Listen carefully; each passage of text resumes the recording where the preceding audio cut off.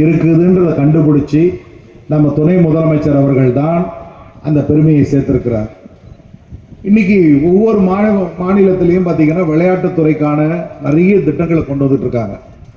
நான் ஒரு நாடாளுமன்ற உறுப்பினர். இதே விளையாட்டு மேம்பாட்டுத்துறையில் ஸ்டாண்டிங் கமிட்டியிலேயே இந்தியா பூரா எல்லா மாநிலங்களுக்கும் சென்று வந்திருக்கிறார். ஒவ்வொரு மாநிலங்களும் எவ்வளவு அதுக்கு பங்கீடு கொடுக்குறாங்க அப்படின்ற பட்டியலை பார்க்கும்பொழுது கிட்டத்தட்ட பார்த்தீங்கன்னா ஒரு காலகட்டத்தில் விளையாட்டுக்கு அதிகமாக நாங்கள் செலவு பண்ணுறோம்னு சொல்லிட்டு பண்ண மாநிலங்களில் பார்த்தீங்கன்னா குஜராத்துக்கு ஒரு 600 கோடி ரூபாய் கொடுத்தாங்க. உத்தரப்பிரதேசத்துக்கு 500 கோடி ரூபாய் பணம் கொடுத்தாங்க. இமாச்சல பிரதேசத்துக்கு 193 கோடி ரூபாய் பணம் கொடுத்தாங்க. ஆனா தமிழ்நாட்டுக்கு மட்டும் எவ்வளவு பணம் ஒதுக்கி இருப்பாங்கன்னு கேள்வி கேட்டீங்கன்னா வெறும் 30 கோடி ரூபாய் தான் தமிழ்நாட்டுக்கு பணமே கொடுத்தாங்க.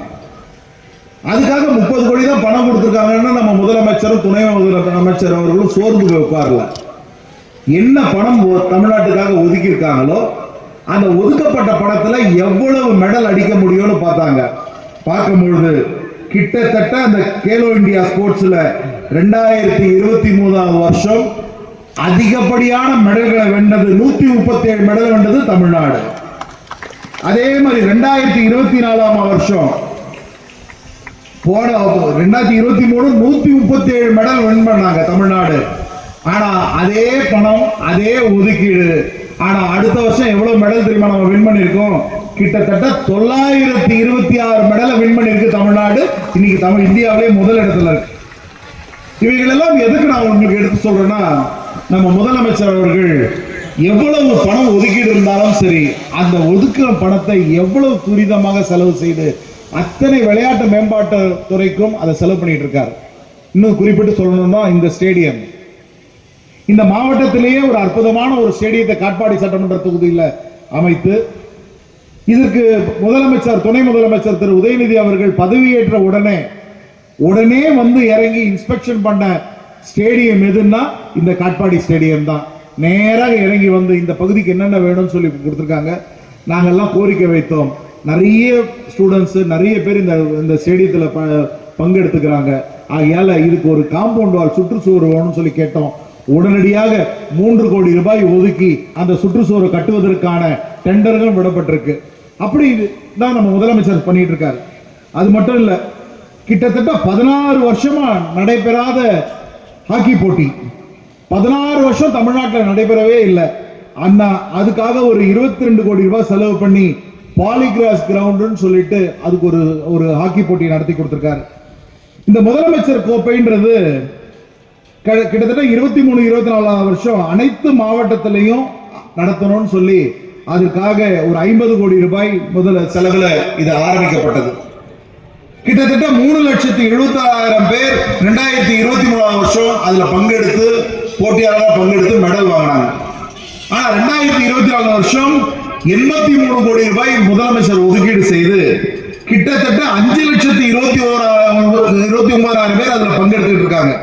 அது மட்டும் இல்ல, முதலமைச்சர் எவ்வளவு கண்ணு கருத்துமாக இருக்காருன்னு ஒரு விஷயத்த சொல்றார். ஒவ்வொரு சட்டமன்ற தொகுதியிலுமே மாவட்ட அளவில் மட்டுமே விளையாட்டுக்கான ஸ்டேடியம் இருக்கிறோம்ன்றது எல்லாரோட எண்ணம். ஆனா 234 சட்டமன்ற தொகுதிகள் இருக்கக்கூடிய தமிழ்நாட்டில் ஒவ்வொரு சட்டமன்ற தொகுதியிலுமே ஒரு ஸ்டேடியம் அமைக்கணும்னு சொல்லி அதுக்காக சட்டமன்றத்திலையும் அந்த அறிவிப்பு கொடுத்து எல்லா சட்டமன்ற தொகுதியிலுமே அந்த ஸ்டேடியங்கள் அமைக்கப்படணும்ன்ற வேலையை செய்துட்டு இருக்காரு நம்ம முதலமைச்சர் அவர்கள். இன்னும் ஓராண்டோ 2 ஆண்டு காலத்திற்குள்ளாகவே தமிழ்நாட்டில் எல்லா சட்டமன்ற தொகுதியிலும் மினி ஸ்டேடியம் வந்துடும். நீங்க பயிற்சி பெற வேண்டும் என்றால் அங்கே போய் பயிற்சி பெறலாம். ஆக தமிழ்நாடு இந்தியாவிலே தலை சிறந்து விளங்கக்கூடிய அந்த விளையாட்டு போட்டிகளில் விளங்கக்கூடிய மாநிலமா மாற்றக்கூடியவர் தான் நமது தாயுள்ளம் கொண்ட முதலமைச்சரும் துணை முதலமைச்சர் அவர்களும். ஆகையால இந்த தருணத்தில் அவருக்கு அனைவரும் மனமார்ந்த நன்றியை தெரிவித்து இந்த போட்டியில் கலந்து கொண்டிருக்கக்கூடிய அத்தனை போட்டியாளர்களுக்கும் என மனமார்ந்த வாழ்த்துக்களை தெரிவித்துக் கொள்கிறேன். போட்டின்றது நமக்குள்ள இருக்கணும். ஏன்னா விளையாட்டு போட்டின்றது ரொம்ப ரொம்ப ரொம்ப முக்கியம். இன்னைக்கு 35 வயதுக்கு உள்ள இருக்கக்கூடிய அத்தனை பேருமே போட்டியாளர்களாக வரணும்னு ஆசை. எனக்கு ரொம்ப ஆசை. எனக்கு ஸ்போர்ட்ஸில் அவ்வளோ இன்ட்ரெஸ்ட். சின்ன வயசுல ஸ்கூல்ல படிக்கும் பொழுது ரைஃபிள் ஷூட்டிங்ல ஸ்டேட் பிரான்ஸ் மெடல் வாங்கினேன். அதுக்கப்புறம் எங்க அப்பா உடனே இல்லை நீ குதிரையேற்றம் பயிர வேணும்னு சொல்லிட்டு ஹார்ஸ் ரைடிங் கிண்டியில பயிற்சி பண்ணேன். அதே மாதிரி இல்லை நீ ஸ்விம்மிங் பிராக்டிஸ் பண்ணணும்னு சொல்லிட்டு ஸ்விம்மிங்ல சேர்த்து விட்டாங்க. எங்க அப்பாவுக்கு ரொம்ப ஆர்வம், விளையாட்டு போட்டிகள்ல ஆர்வம் ஜாஸ்தி. அவங்களுக்கு அந்த ஆசையை தீர்க்கக்கூடிய வகையில எல்லா விளையாட்டு போட்டிகள்லயும் இறங்கினேன். இப்போ அரசியலுக்கு வந்த பொழுதும் அதிகமான நேரம் செலவிட முடியல. இருந்தாலும் கூட இந்த விளையாட்டுன்றது என்னைக்குமே ஒவ்வொரு பெண்களுக்கும் மனதில் இருக்கக்கூடிய ஆழமான ஒரு இன்பம் தான் அந்த விளையாட்டு போட்டிகள்ன்றது.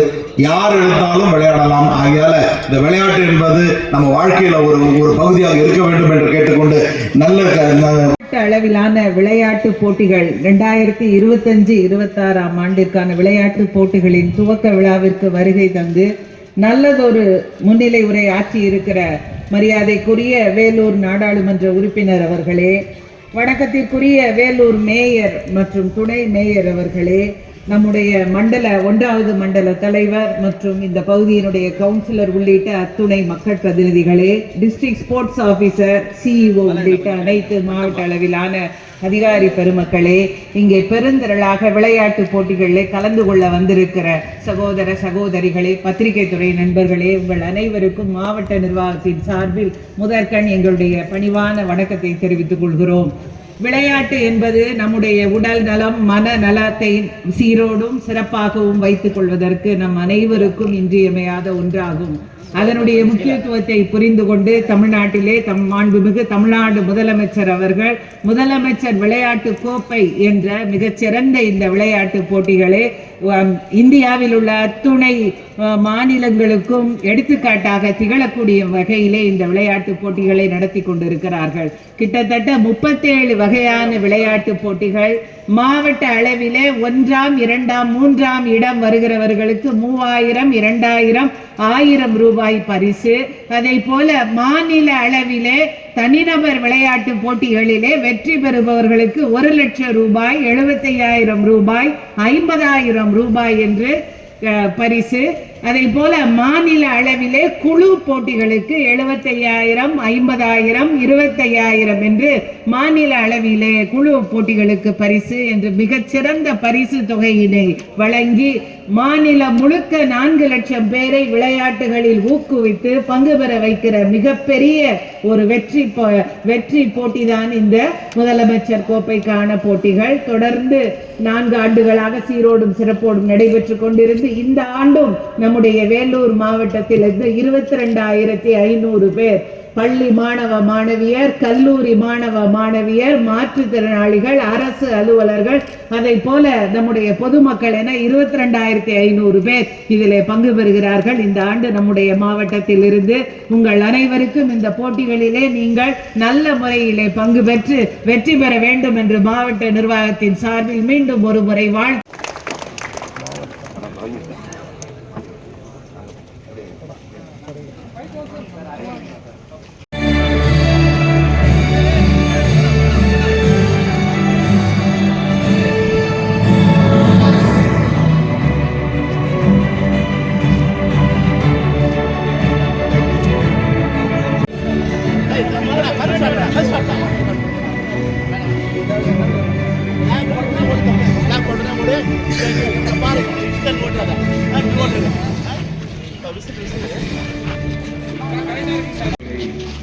மாவட்ட ஆட்சித்தலைவர்கள், வேலூர் பாராளுமன்ற உறுப்பினர், உள்ளாட்சி பிரதிநிதிகள் அனைவரும் தொடங்கி வைத்து சிறப்பிக்கின்றார்கள். முதலமைச்சர் கோப்பை விளையாட்டுப் போட்டிகள் மாவட்ட அளவில் தொடங்கி வைக்கின்றன.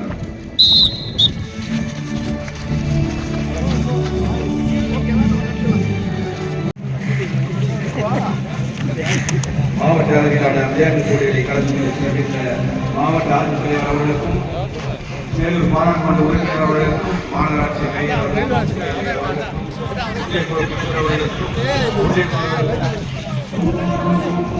மண்டல தலைவர் அவர்களுக்கும் மற்றும் உள்ளாட்சி அனைவருக்கும் நன்றியை தெரிவித்துக் கொள்கிறோம். நன்றி.